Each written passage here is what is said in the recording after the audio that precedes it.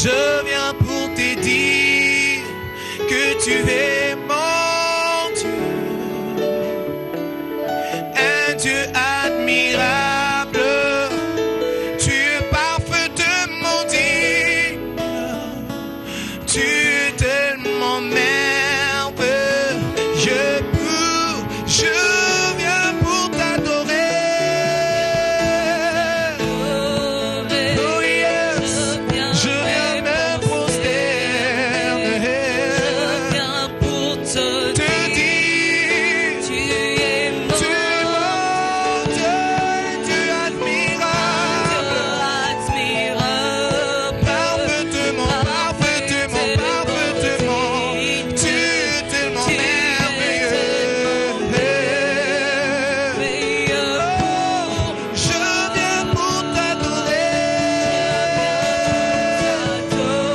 Accepte mon offrande. Oh, je viens pour te dire, Jésus, tu es mon Dieu, un Dieu admirable, parfaitement digne. Tu es tellement merveilleux. Tu es tellement merveilleux. Tu es tellement merveilleux. Je viens pour t'adorer. Je viens me prosterner. Je viens pour te dire, tu es mon Dieu, un Dieu admirable, parfaitement digne. Tu es tellement merveilleux pour moi. Here I am to worship. Here I am to bow down. Here I am to say that you're my God. Altogether lovely, altogether lovely, altogether wonderful to me.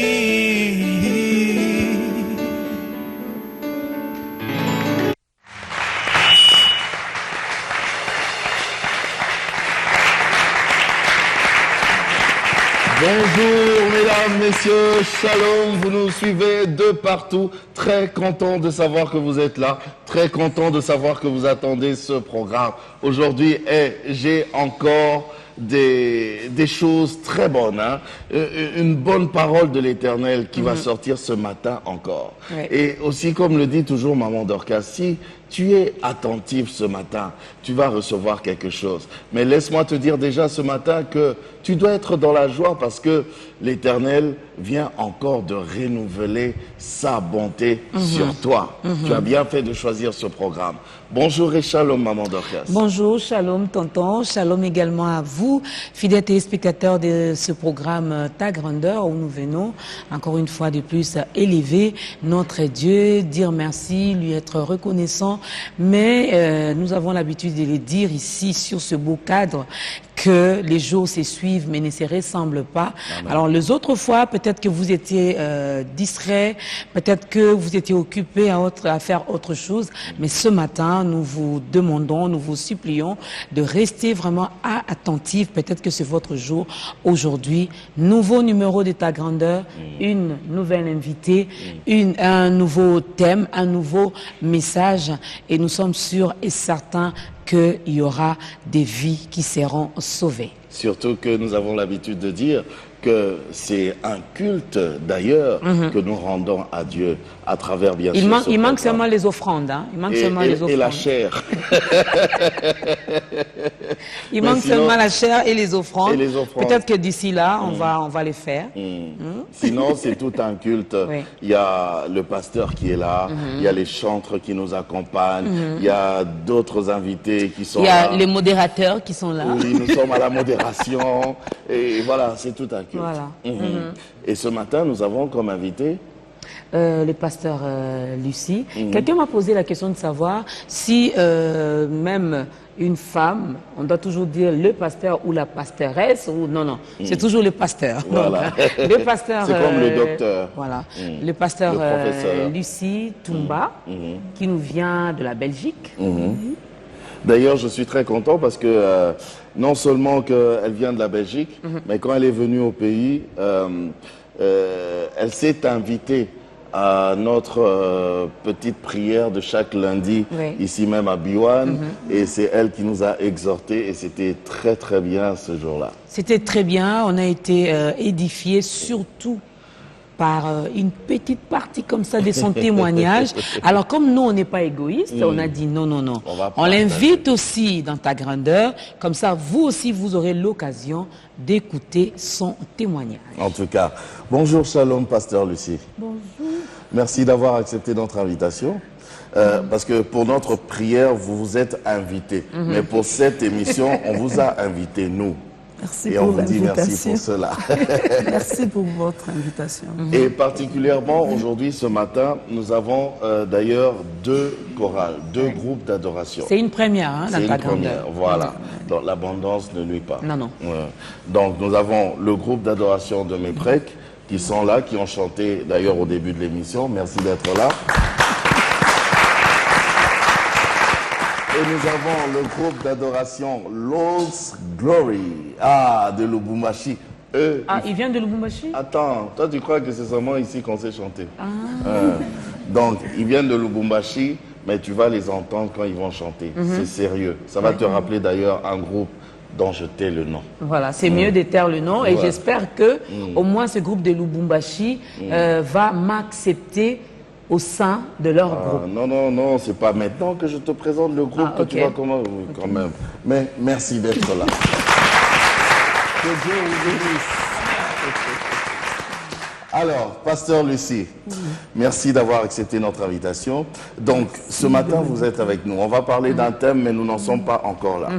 Nous parlons pour l'instant du pasteur Lucie qui a accepté notre invitation, qui est là sur place, qui va nous parler de la parole de Dieu. Mais d'aucuns se posent la question de savoir, elle n'a pas commencé comme ça en tant que pasteur. Elle a forcément un témoignage. Ouais. Elle vient de quelque vient de part. quelque part. Elle a rencontré Jésus quelque part, un jour. Ça s'est passé dans quelles circonstances? On aimerait savoir aujourd'hui votre témoignage, pasteur. Merci de m'accorder la Aussi parole. long soit-il ce témoignage, ce Oui. n'est pas grave. Allez-y, parlez. Alors, je commence d'abord par comment est-ce que j'ai reçu le Seigneur. En fait,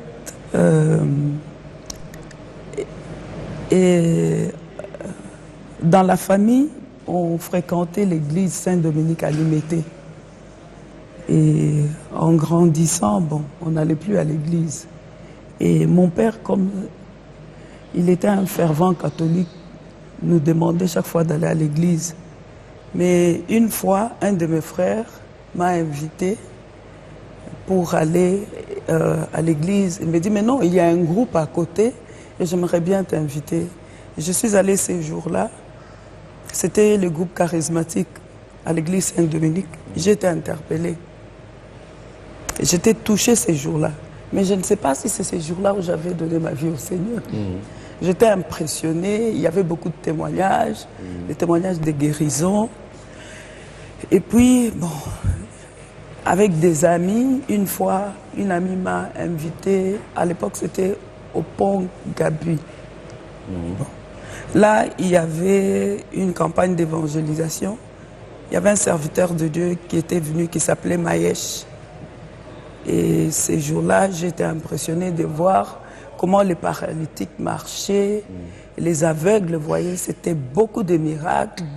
Et j'étais tellement émerveillée et touchée. Ils ont fait l'appel, mais je ne sais pas si c'est ces jours-là où j'avais donné ma vie au Seigneur. Bon, c'était quand finalement? Je suis rentrée à la maison. Je savais que j'avais fait la prière, mais Pas encore oui. convaincu. Je suis allée à la maison, j'ai trouvé un oncle qui était venu à la maison. Il voulait voyager pour aller se faire soigner en Europe. Il souffrait d'une diabète. je l'ai invité, j'ai dit, je vis des miracles là-bas, tu dois venir. Et il a accepté. Et quand il est arrivé avec moi dans cette réunion-là, et le Seigneur l'a touché, il était complètement guéri. Mais comme il avait déjà son voyage pour se rendre en Europe, il est parti quand même. Et quand il est revenu, vous savez, il m'a amené un cadeau. Et j'étais contente.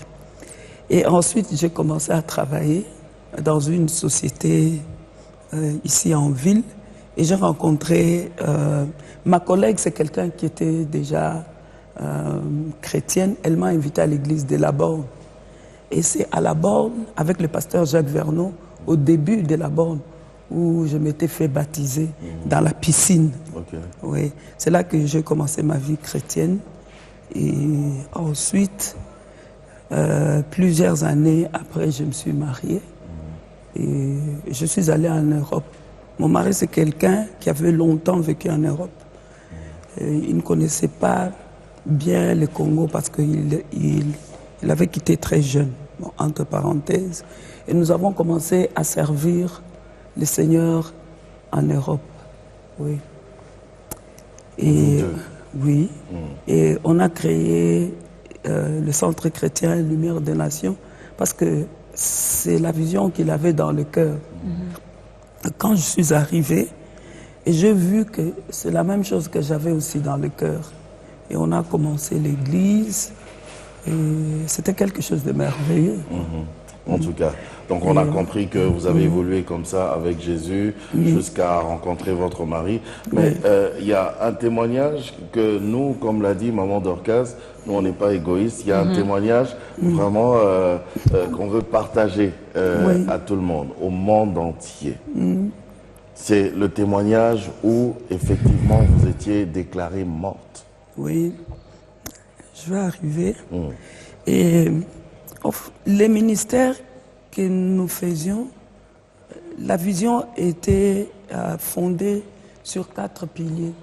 C'était la foi, la sagesse, l'amour et la prière. On tournait tout autour de ces 4 piliers-là. Et je commençais à tomber malade. Et je ne vais pas entrer en détail. Mais comme on parlait beaucoup de la foi dans l'église, j'ai commencé à m'intéresser, à lire sur la foi, mais sur la guérison. J'ai beaucoup écouté sur la guérison et tout ça. Je pense que c'est le Seigneur qui me préparait.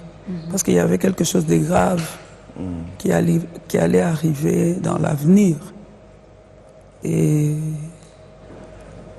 quelques années plus tard, j'ai commencé à être essoufflé. Et même pour monter les marches et tout ça, je suis allé faire un check à l'hôpital et j'ai commencé à suivre un traitement. Mais finalement, les traitements étaient lourds. Je ne parvenais pas à les suivre. Je suis encore allé voir un spécialiste en cardiologie qui a commencé à me parler des greffes. J'étais étonné, j'étais choqué. J'ai dit, ça c'est quelque chose que je n'ai jamais entendu.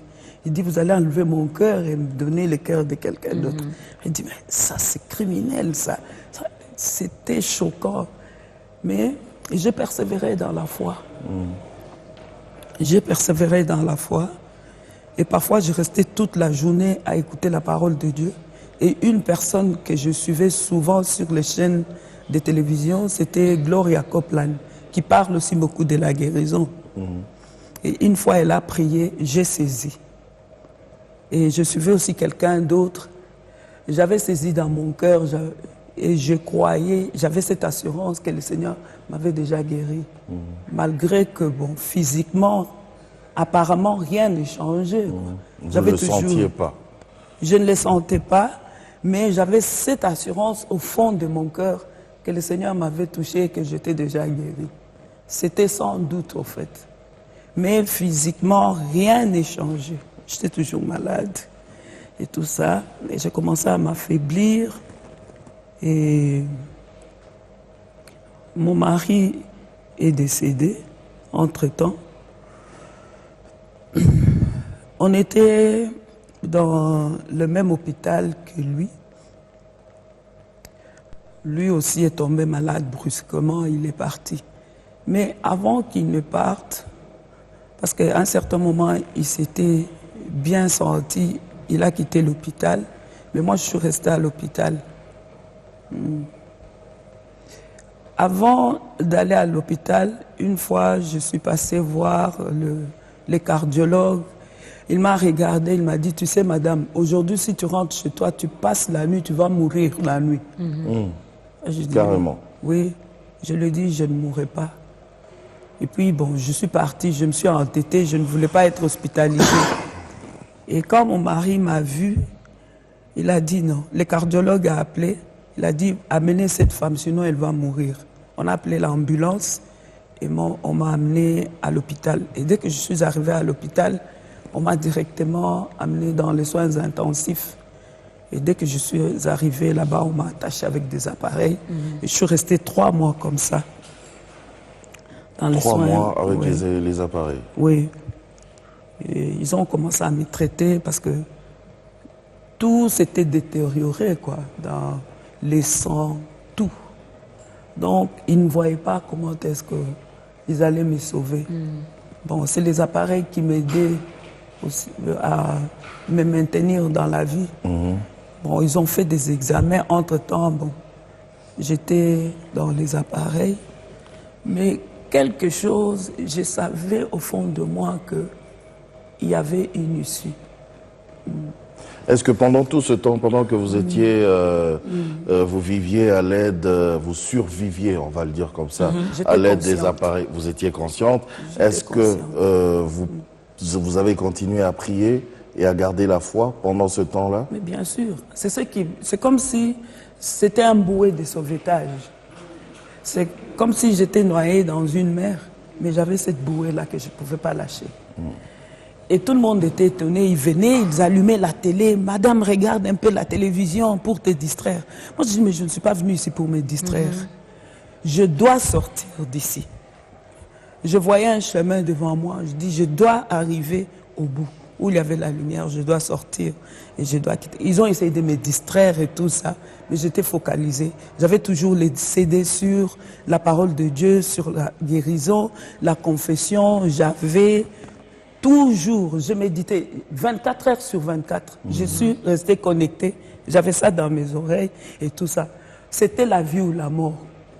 Où je sortais, je basculais. Ou vous sortez de l'autre Oui, côté? parce que ce qui me maintenait en vie, c'était les appareils, parce que mon cœur était déjà mort.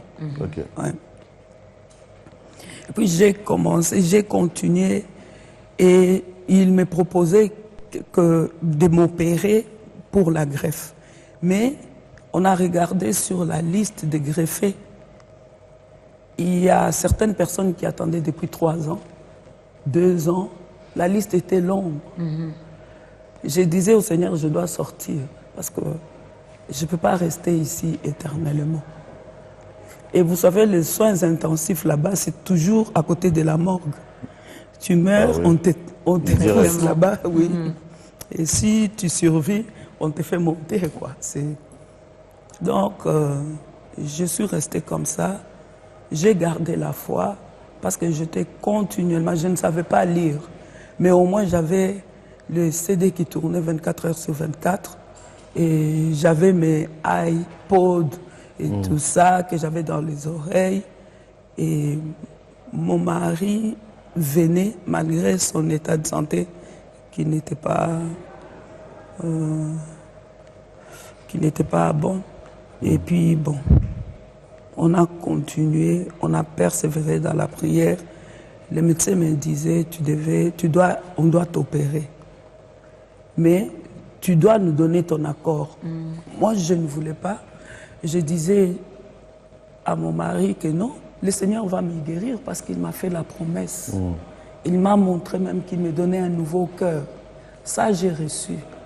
Et quelque chose de très important qu'il m'avait dit, il m'a dit, mais Lucie, c'est vrai, le Seigneur va te guérir, mais il ne t'a pas dit de quelle manière il allait le faire. Alors accepte tout ce que les médecins vont te dire. Ça peut être la voie par laquelle le Seigneur va te guérir. Et mon beau-frère est venu aussi. Il me dit, lâche-toi maintenant, lâche-toi. Et tu n'as plus rien à perdre. Laisse le Seigneur faire, laisse-le contrôler toutes choses. Et j'ai lâché, j'ai accepté. Et le jour où j'ai accepté l'intervention, je pense quelques jours après, on a trouvé les cœurs pour moi. Et on a trouvé 2 cœurs. On peut en plus. Oui. Alors qu'il y avait des gens qui attendaient Oui, depuis. 2 cœurs. Et directement, quelqu'un d'autre qui ne s'attendait pas a pu bénéficier d'un cœur. Et puis, bon, on devait vite m'amener dans la salle d'opération parce que dès qu'on trouve le cœur, ça ne traîne pas. Parce que moindre erreur, vous arrivez dans la salle d'op, il n'y a plus de cœur. C'est détérioré. Et puis on m'a opéré. Bon, ils s'attendaient à faire une opération de 6 heures. Mais là, l'opération s'est passée en l'espace de 3 heures. C'était fini, je suis rentré. Donc tout le monde pensait que j'allais avoir des reins bloqués, les poumons, d'autres organes. Ils s'attendaient à ça. Ils ont attendu toute la journée. Rien ne s'est passé. Et on m'a réveillée, j'étais consciente. L'infirmière paniquée disait, mais madame, rien ne marche et tout ça. Moi, je dis non, j'ai déjà un nouveau cœur. Et tout ça. Et le lendemain, tout s'est déclenché. Il y a eu un déclic, tout s'est mis en ordre. Et là, je suis restée et tout ce qu'il craignait, que les reins n'allaient pas fonctionner, Qu'il n'y le aurait foie, pas le poumon, oui, le rejet et tout ça, il n'y a pas eu toutes ces choses. Oui. Parce que la première semaine, c'est vraiment une semaine très délicate. Ou bien on rejette, d'observation, ou bien on rejette, ou bien... on accepte. Oui. Et mon cœur a fonctionné normalement. Jusqu'à présent. Et ce, jusqu'aujourd'hui. Oui. L'Éternel est bon. Je crois qu'on peut acclamer pour ça.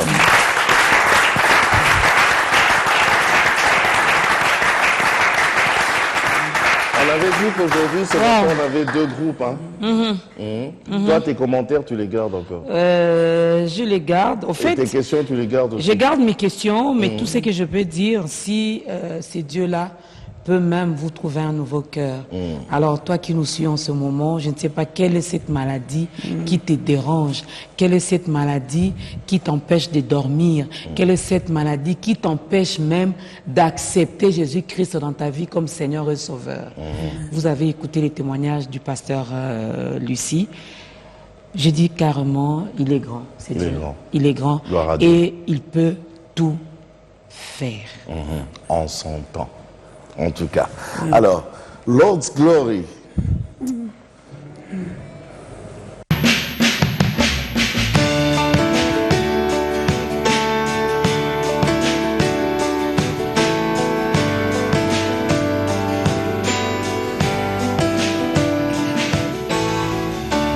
Tu as porté mes péchés dans ton corps, ainsi que mes maladie dans tes plaies, la pire condamnation de mes torts, jusqu'à être du Père abandonné.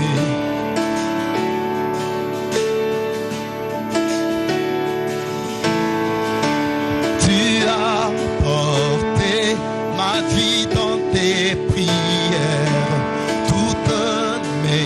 malédiction dans ta croix, où tu fus vendu comme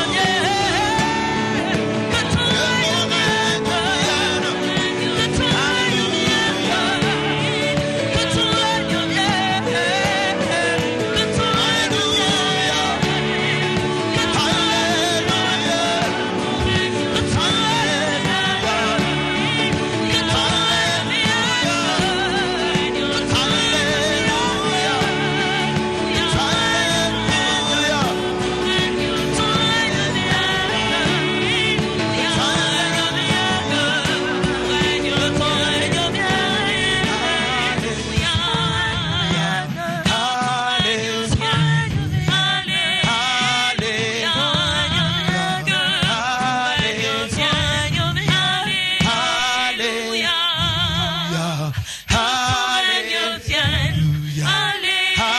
Alléluia. Que ton règne vienne. Alléluia.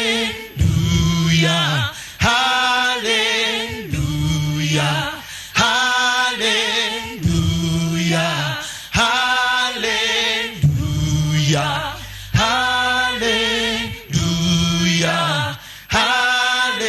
Alléluia. Alléluia. Alléluia.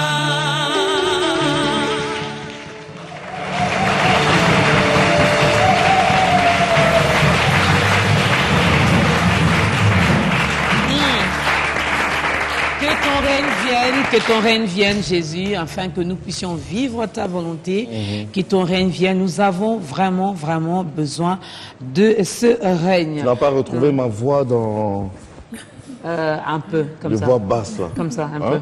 peu. Un peu. Moi, je peux venir. Alors, Pasteur Lucie, la foi et l'espérance, c'est notre sujet de ce matin. Déjà, en partant, hein, rien qu'en écoutant votre Le témoignage, c'est la foi qui la foi, intervient. oui. Donc, il faut vraiment être cette femme de beaucoup de foi, pas femme de peu de foi, mais cette femme de beaucoup de foi. Alors, d'entrée de jeu, comme dit tonton, comment expliquez-vous ce mot, la foi et l'espérance? On dirait que les gens ont tendance même de À fois confondre, à confondre les deux termes, hein. Foi, espérance, enfin. Aidez-nous, pasteur. Amen. Comme ma sœur vient de dire, vous êtes la femme d'une grande foi. Mais la Bible dit que si vous avez de la foi comme un grain de sénévé, vous direz à cette montagne, ôte-toi de là et jette-toi dans la mer. La foi, au fait, ce n'est pas la grandeur. La Bible nous demande nous dit que Dieu a donné à chacun une mesure de la foi. Et cette mesure de la foi, c'est le genre de foi de Dieu. Le genre de foi que Dieu avait utilisé pour créer l'univers. Lui, il en avait besoin, lui, Dieu. Mais il a fait. Au fait, il a parlé. Donc, pour dire que la foi parle, la foi Jusqu'à est cette basée- dimension-là. Oui, est basée sur la parole de Dieu. La Bible déclare que quand la terre était informée vide, le Saint-Esprit s'est mouvé sur les surfaces des eaux. Qu'est-ce que Dieu a fait? Il a parlé. Il a parlé. Et quand il a parlé, les ténèbres, il a séparé la lumière du ténèbre. Alors, c'est le genre de foi qu'il nous demande. Donc, que nous ayons cette foi semblable à celle de Dieu. Cette foi capable d'appeler à l'existence des choses qui n'existent pas. Exactement. Ok. Alors, la foi, comme je vais lire un peu. Je vous en prie. Je Parce vais qu'il y a lire toujours dans- des gens, Ouais. les saints Thomas, hein. Quand on dit quelque chose, ils se disent, est-ce que c'est dans la Est-ce que c'est vraiment Bible? dans la Bible, Elle ça? va lire dans la Bible. La parole nous dit ceci. Or, la foi est une ferme assurance des choses qu'on espère et une démonstration de celles qu'on ne voit pas. Donc, ici, pour moi, c'est la définition de la foi. La chose la plus importante qu'un croyant doit connaître après sa nouvelle naissance et après être rempli du Saint-Esprit, c'est connaître la marche par la foi. Ouais. Parce que quand on est de nouveau, Dieu dit dans sa parole qu'il nous a délivrés de la puissance des ténèbres et nous a transférés dans le royaume du Fils de son amour. Et nous avons besoin de la foi pour vivre notre marche chrétienne. La foi, on ne l'utilise pas quand on est dans le besoin pour résoudre les problèmes. Ça doit être pour un style recevoir de vie. quelque chose. Pour recevoir quelque chose. Ça doit être notre style de vie. Ok. C'est ce que le Seigneur recommande. Mais les gens, de fois, confondent la foi et l'espérance. Oui. Oui. On En fait- aimerait bien quand même que ce matin, vous puissiez nous éclairer là-dessus. L'espérance Hébreux 11, au verset 1, il dit « Or, la foi est une ferme assurance des choses qu'on espère. » L'espérance ici, on peut espérer des choses et ne pas les avoir. Parce que comme vous êtes là, vous pouvez espérer... Avoir un jet privé? Oui, vous rêvez, mais ça va rester toujours un rêve. L'espérance n'a pas de substance. L'espérance est vide. Mais c'est la foi qui a les substances. Je vais lire. Hein. Oui. Je vais lire quelque part, j'avais écrit. Pour...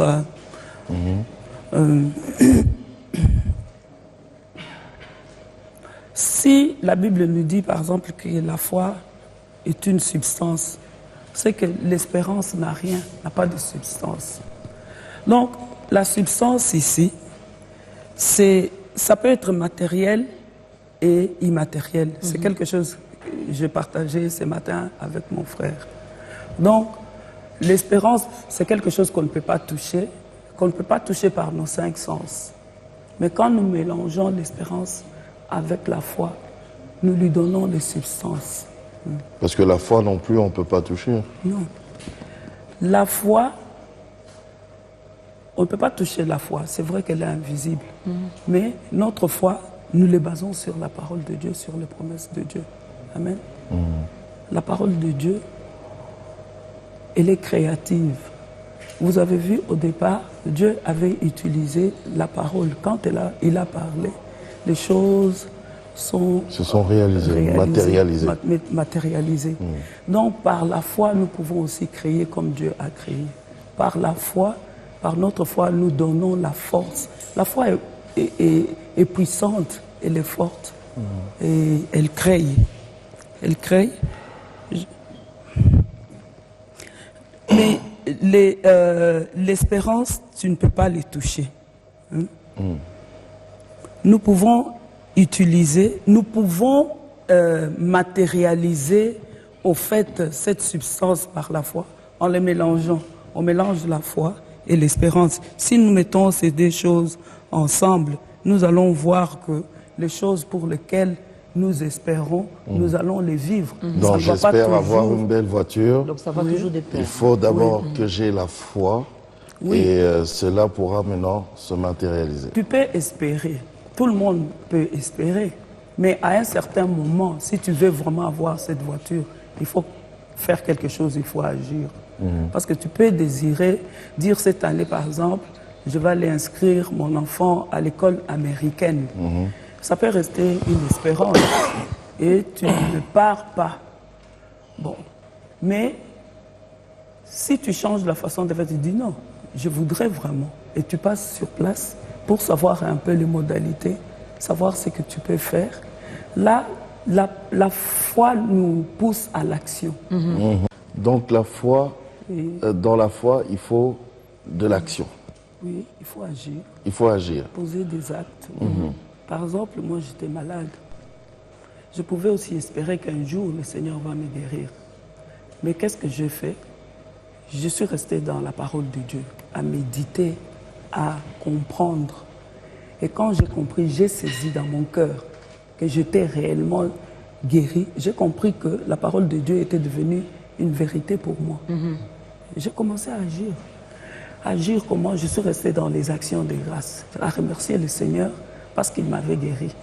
Et en restant dans les actions de grâce, j'étais sûre et certaine que j'avais ma guérison. Et je ne regardais plus au sens et tout ça, aux symptômes et tout ça, parce que ça n'a rien à voir avec ce qu'on voit visiblement. C'est quelque chose de surnaturel. Ça commence dans le cœur et puis ça va se matérialiser. Mais moi j'ai une question par rapport à ça, toujours avec l'exemple que vous venez de donner, votre exemple. Vous avez posé des actes, des actions de grâce et tout, mais l'autre action que vous avez faite, c'était de quitter également chez vous, d'aller à l'hôpital. Mais avec les chrétiens d'aujourd'hui, je suis malade, puisque je suis une femme de foi, Je connais la parole, je me dis, Dieu va me guérir. Et puis, il y en a qui s'enferment même chez eux à la maison. Je reste chez moi, j'attends la guérison. La parole de Dieu me dit, démondé, il est le Jéhovah Rapha, c'est lui qui guérit. Mais on ne fait pas ce mouvement de quitter chez soi, d'aller vers le médecin ou à l'hôpital. Parfois, bon, par exemple, quand on est malade, tu as les maux de tête. Même pour bien prier, réfléchir, tu dois prendre un cachet. Tu vois? Cela n'a rien à voir avec ta foi. Avec la foi. Ce n'est pas parce que tu as pris le médicament que ta foi va diminuer ou augmenter. Ça n'a rien à voir. Ça, c'est physique. Ben, je peux aussi prier puis me dire ça partira. Je ne vais pas prendre Je des prends pas cachets. de Donc, cachets. Oui, tu peux aussi croire. Parce que pour arriver à marcher dans la foi à ce niveau-là où j'étais arrivé, j'ai commencé d'abord par résister aux maux de tête. J'ai dit, bon, au lieu de prendre les cachets par la foi, je suis guéri.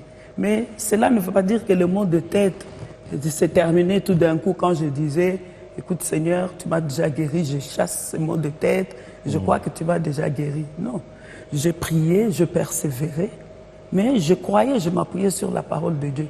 À un certain moment, tu as déjà oublié et le mot de tête est parti. C'est ça.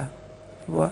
Donc, ceux qui s'enferment, parce qu'il y a certains qui disent « Oh, on t'a opéré, tu n'avais pas de foi » et tout ça. Voilà. Non, ce n'est pas le manque de foi. Vous savez, la foi, le Seigneur peut descendre à votre niveau de la foi. Ce que je me dis, si je suis passé par l'opération, c'était mon niveau de foi. Et Dieu est venu me rencontrer à ce niveau-là. Mais j'ai eu un cœur nouveau. Ah oui, ah oui. Comme aussi Oui. il pouvait le faire autrement. Il pouvait le faire autrement. Pourquoi? Moi, je ne voulais pas qu'on m'opère parce que je croyais que le Seigneur allait agir comme il est écrit dans les Écritures. Il opère toujours des miracles et tout ça. Et je pensais qu'il allait venir et tout ça. Mais une chose que mon mari me disait, mais il ne t'a pas donné cette promesse. Il ne t'a pas dit comment est-ce que ça allait se faire. Alors tu as déjà cru, sache que tu as ta guérison, mais laisse maintenant le Seigneur faire, il ne faut pas le bloquer. Et je suis passé par cette voie-là. Et il y en a qui bloquent. Moi, j'en connais. Hein. Je connais des femmes qui sont mortes comme ça, 3 mois de maladie, sans prendre des médicaments, sans se rendre à l'hôpital. Elles sont allées à l'église. Je ne suis pas contre les églises. Bon, on se réfugie là-bas, on reste 3 mois, 6 mois. Finalement, on ne reçoit pas des soins appropriés. Que ça, c'est vraiment une manque de connaissance. Parce que la foi ne marche pas. Il faut que toi-même, tu t'élèves dans la foi. Parfois, à un certain moment, la foi de ton pasteur ne va pas fonctionner pour toi. La foi, c'est quelque chose de personnel. Il faut que tu aies une révélation. Une conviction. Une conviction très profonde dans ton cœur que ce que je suis en train de dire, je suis convaincu et j'ai cette assurance que c'est ça. Parce que le Seigneur m'a parlé. Le Seigneur peut te parler à travers la parole. Il peut aussi te parler à travers ton prophète, ton pasteur. Tu peux aussi entendre les messages. Et Dieu peut te parler de 1001 façons. C'est toujours fondé sur base de la promesse. Elle grandit, la foi? Elle grandit. Comment? Toujours en se basant sur la parole, en se nourrissant de la parole. Est-ce qu'il peut arriver de temps en temps, bien qu'en ayant la foi, qu'on ait des doutes tellement que les promesses traînent Au fait, ou semblent traîner? le plus grand ennemi de la foi, c'est le doute, c'est les inquiétudes. Et puis, c'est aussi la conscience de péché. Tu ne sais pas, tu n'es pas convaincu que Dieu t'a déjà sauvé et t'a déjà pardonné de tous tes péchés. Il y a toujours cette conscience-là que, même si je fais ça, donc la condamnation, la culpabilité. Tu es conscient. Mais non. Si tu connais, tu regardes la parole de Dieu, tu sais que tu es déjà sauvé par la foi, par la grâce. Et Dieu nous dit dans sa parole que les choses anciennes sont passées et toutes choses sont devenues nouvelles. Et si tu agis par rapport à la parole de Dieu, tu médites la parole de Dieu, tu t'appropries des promesses de Dieu. C'est comme tu prends ces paroles, tu les mets dans ton cœur, tu les déclares et tu les confesses. Et tu vas voir les choses que... C'est clair. Est-ce qu'on peut chanter?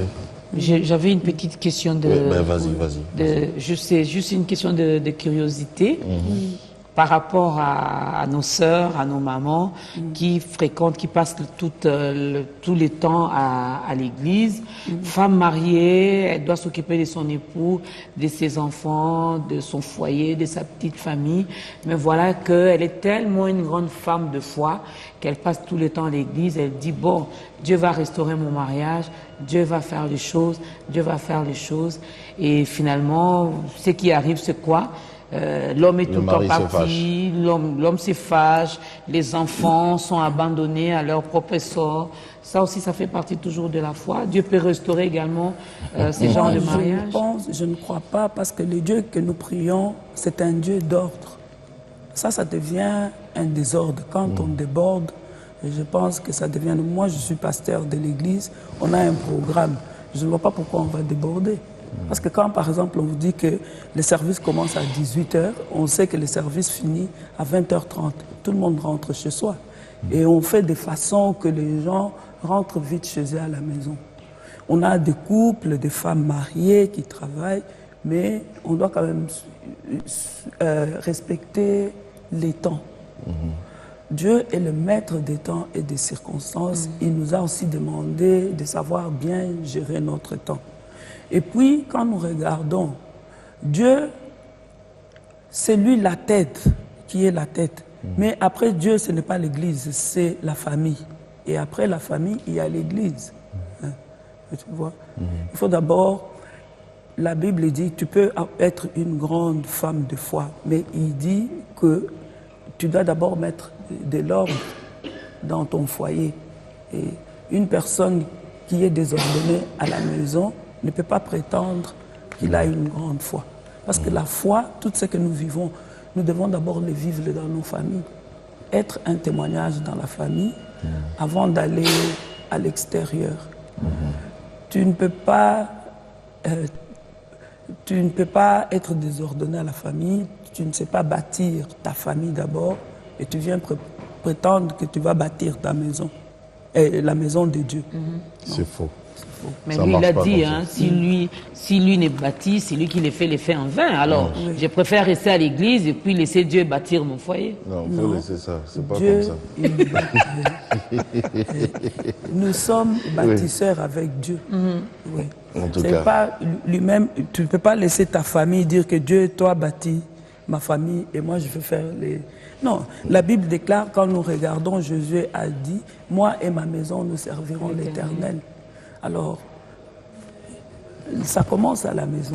Tu sers l'Éternel et tu sers aussi à l'Église. À l'Église, bien sûr. Il faut qu'il y ait de l'ordre partout. En tout cas, mais prêt.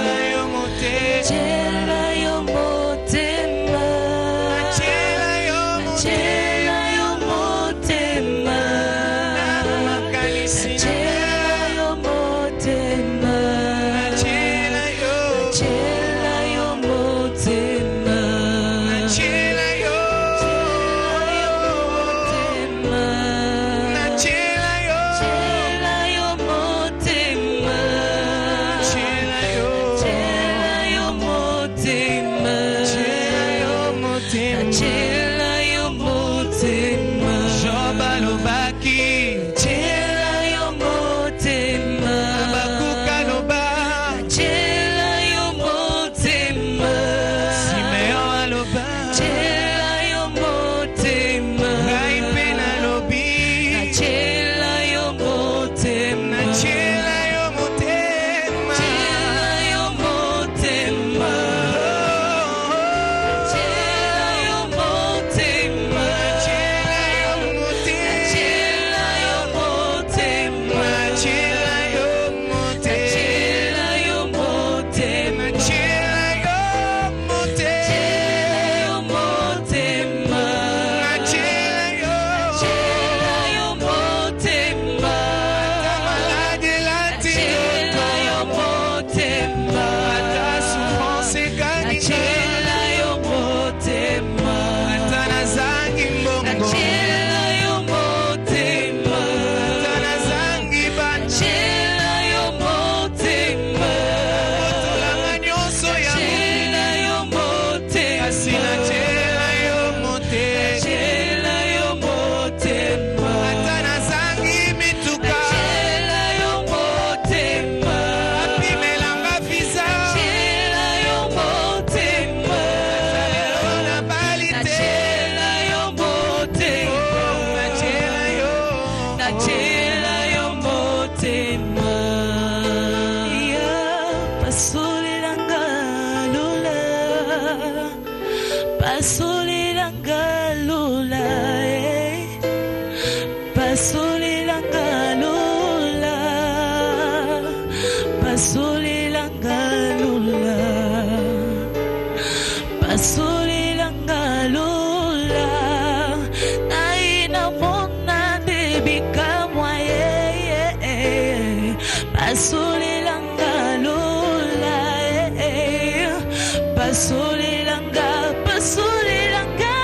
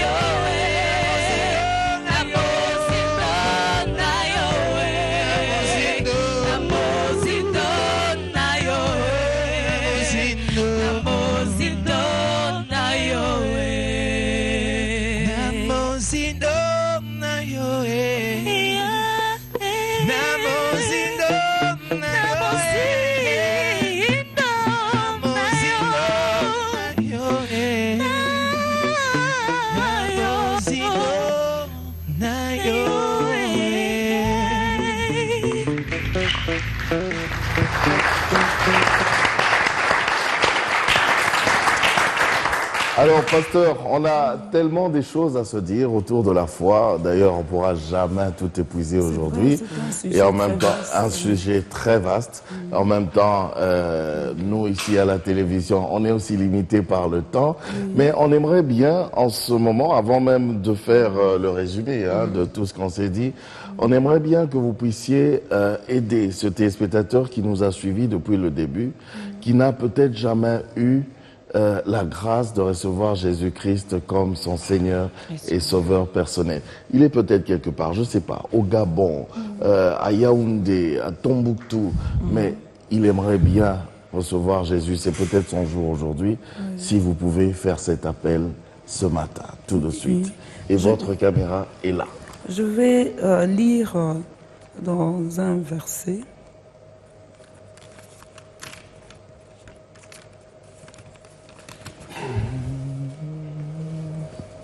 On va lire, c'est dans Éphésiens 2, versets 8 et 9. Qu'est-ce qu'il dit? Car c'est par la grâce que vous êtes sauvés, par les moyens de la foi, et cela ne vient pas de vous, c'est les dons de Dieu. Et dans Romains 10, au verset 9, il dit, si tu confesses de ta bouche le Seigneur Jésus, si tu crois dans ton cœur que Dieu l'a ressuscité des morts, tu seras sauvé. Et au verset 10, il dit, car c'est en croyant du cœur qu'on parvient à la justice, et c'est en confessant de la bouche qu'on parvient au salut. Si tu confesses aujourd'hui, tu invites Jésus-Christ dans ta vie comme ton Seigneur et ton Sauveur, tu seras sauvé. Le Seigneur est là. Il veut que tu l'acceptes comme ton Seigneur et ton Sauveur. Et nous allons prier maintenant. Tu vas dire ceci. Prie avec moi. Seigneur Jésus-Christ, je t'invite dans ma vie. Pardonne-moi tous mes péchés et mes offenses. Aujourd'hui, je t'invite, je te donne ma vie, sois mon Seigneur et sois mon Sauveur, au nom de Jésus-Christ. Amen. Amen. Amen.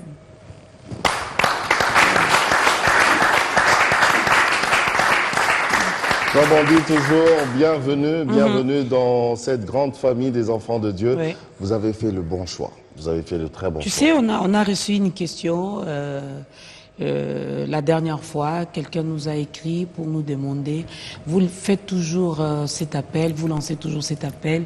L'invité du jour fait toujours cette prière pour aider les gens à accepter Jésus-Christ dans leur vie.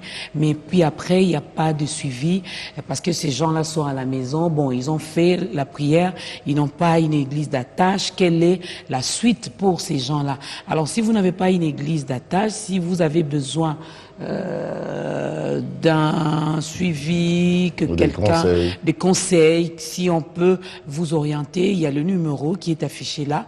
Vous pouvez nous appeler.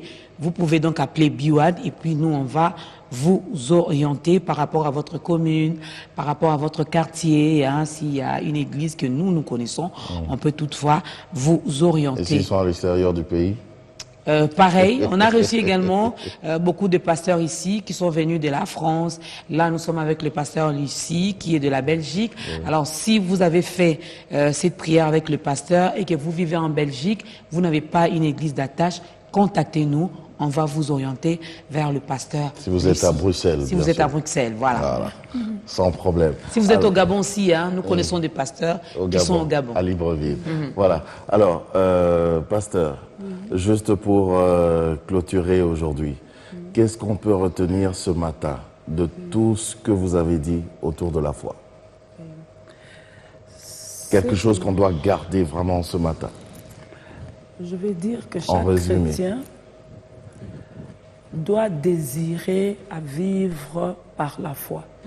Parce que par la foi, on peut entrer en possession de tout ce que notre cœur désire. Parce que souvent, on est limité. Pourquoi? Vous allez entendre les gens, je n'ai pas fait ceci parce que je n'ai pas l'argent. La foi te donne cette possibilité de croire et de rêver aux grandes choses.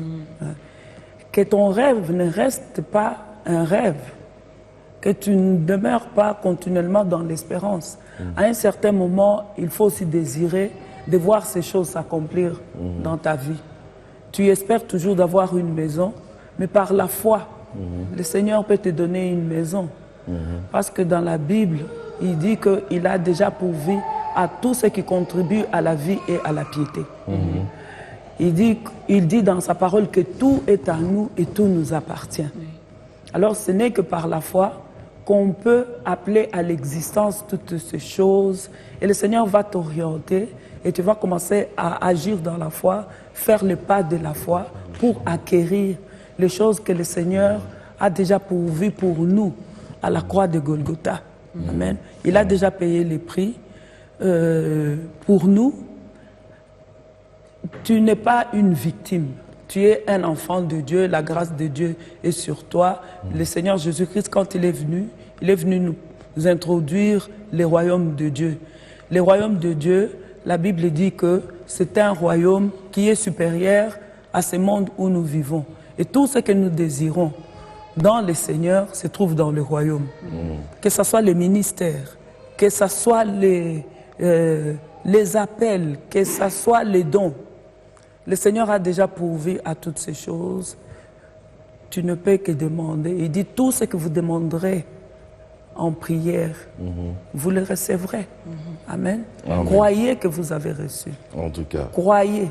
Et quand vous allez croire, vous allez commencer à voir ces choses s'accomplir dans vos vies. En tout cas, c'est ce que nous retenons d'ailleurs ce matin. C'est un très grand message, grand et beau message, surtout que ça vient de Dieu lui-même. Donc le pasteur n'était que le canal par lequel on a reçu cela. Alors, est-ce que rapidement, comme ça, vous pouvez nous parler aussi du programme du Centre chrétien Lumière des Nations, c'est à Bruxelles, en Belgique. Les programmes, des prières, des cultes. Oui, nous avons, chaque dimanche, nous avons un service bilingue, français-anglais, de 10h à 12h30. Et le mercredi, nous avons les enseignements bibliques à partir de 18h et on termine à 20h30. Et le vendredi, nous avons une soirée de célébration de 18h à 20h30. Et là, nous avons un programme de prière. Nous prions tous les jours. Et le thème, c'est dans Ésaïe 60 au verset 1, qui dit « Lève-toi, sois éclairé. » Car ta lumière arrive. Car ta lumière arrive. Alors, c'est vraiment un ordre que le Seigneur donne à ses enfants pour s'élever, afin qu'ils soient éclairés. En tout cas. Alors, je disais à quelqu'un, la Bible dit que vous êtes comme une ville qui est bâtie sur la colline. Une ville qui est bâtie sur la colline, tout le monde la voit. J'ai donné l'exemple, par exemple, la ville de New York. Si on parle de New York, vous voyez déjà de quoi il s'agit. Mais si on parle, par exemple, de votre village, on ne le connaît pas. Amen.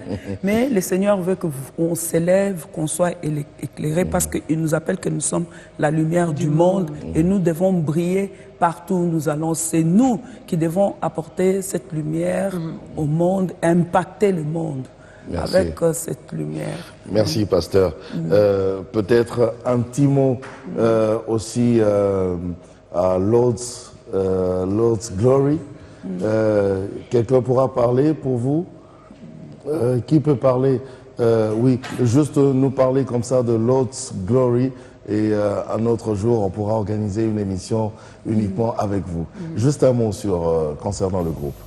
Le groupe Lord's Glory est là à Kinshasa. Le groupe existe depuis 1999. Il est parti de l'Ikasi, maintenant est installé à Lubumbashi. Et nous sommes là, nous servons le Seigneur au travers de la louange, des cantiques de louange, d'adoration, d'exhortation, même de prédication. En tout cas, même de prédication. Donc oui. on va organiser. Et nous sommes là, nous servons le Seigneur. En tout cas, merci d'être venu. Hein. On peut leur dire merci. Pour le groupe Meprek, là, j'ai pas de problème. Il y a le cordon Dimitri, il est où là? J'aimerais bien qu'il parle, qu'il dise quelque chose. Excuse-moi, je te prends à pied levé comme ça. Pas par rapport à l'église, mais par rapport au groupe. Oui, en fait, la chorale est en train de célébrer le Seigneur au travers des chants basés sur la parole de Dieu. Et donc, c'est une chorale qu'on encourage. C'est une chorale qu'on est en train de construire il n'y a pas longtemps. Et Dieu nous fait grâce, malgré le temps très peu.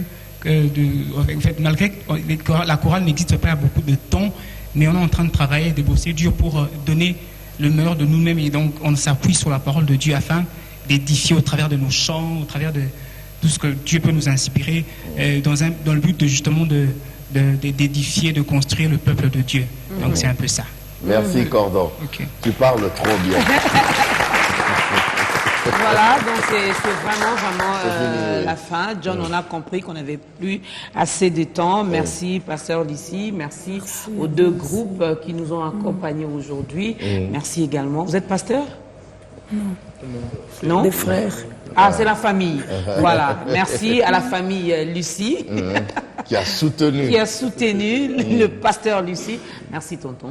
Merci, maman Dorcas. Voilà. Merci à la grande équipe. Alors, pasteur Lucie, nous allons nous lever. Vous allez clôturer avec une courte prière et puis on pourra quand même prendre le tout dernier chanson d'ensemble. cantique. Si vous avez du mal à entonner, vous pouvez me laisser, je vais le faire. Pardon. Ah, ok. Il ne veut pas, donc faites-le. Et faites-le bien, comme d'habitude. Okay. Merci, fidèles téléspectateurs. Nous vous fixons rendez-vous la semaine prochaine avec un autre invité. Bonne suite de programme et que notre Dieu vous bénisse. Amen. Au revoir.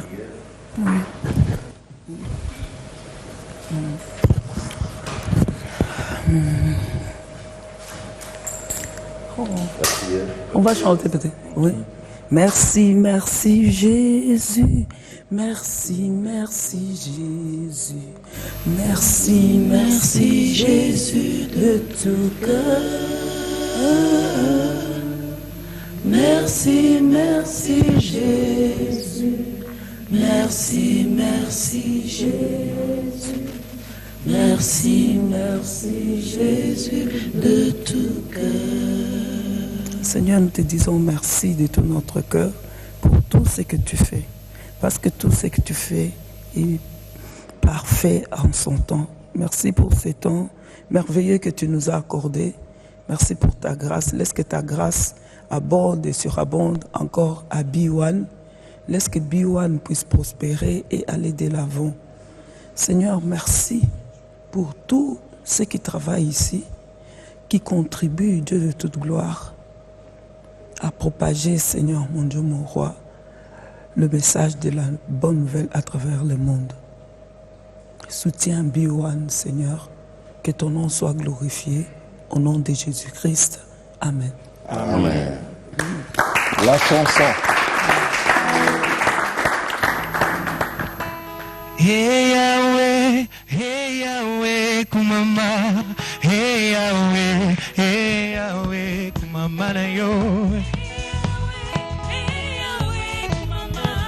Hey Yahweh, kumama. Hey Yahweh, kumama.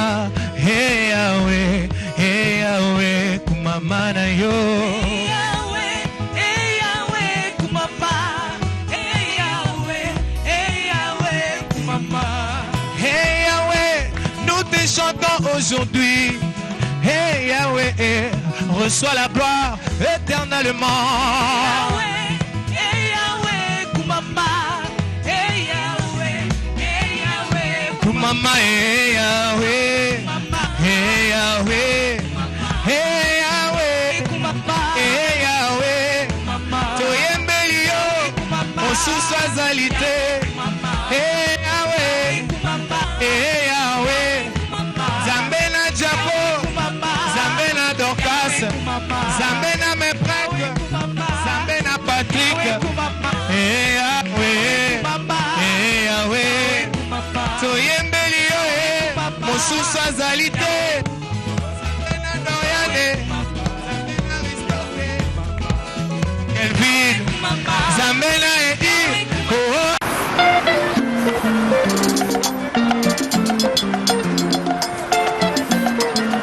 Biso 2015.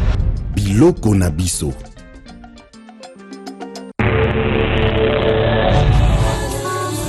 On y va. Beta, Maboko. Mettez-la yé, Maboko. Je vais crier. Alléluia.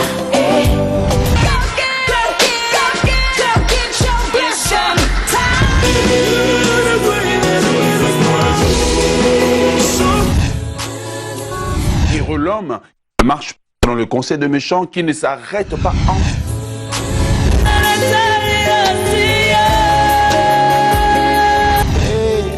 Confiance en moi, que je sois comme toi. J'ai décidé d'avance.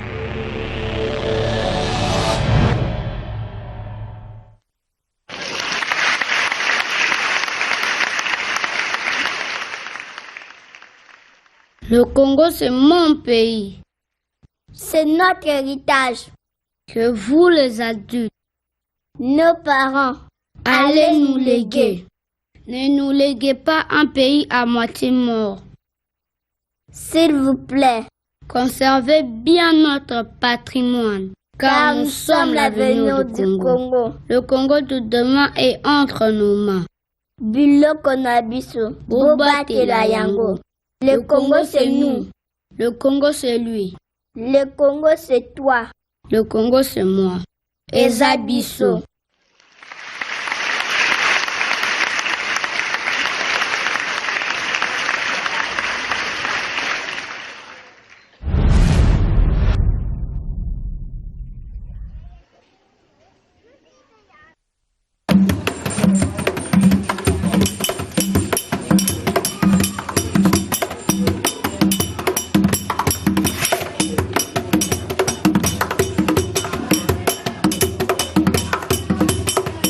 Parler de pays, le Congo est notre idéal.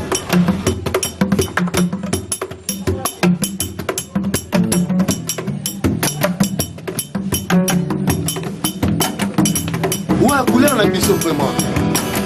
Oh, terroir ancestral, notre ville fleurie. Pour une vive supériorité, nous le jurons fierté.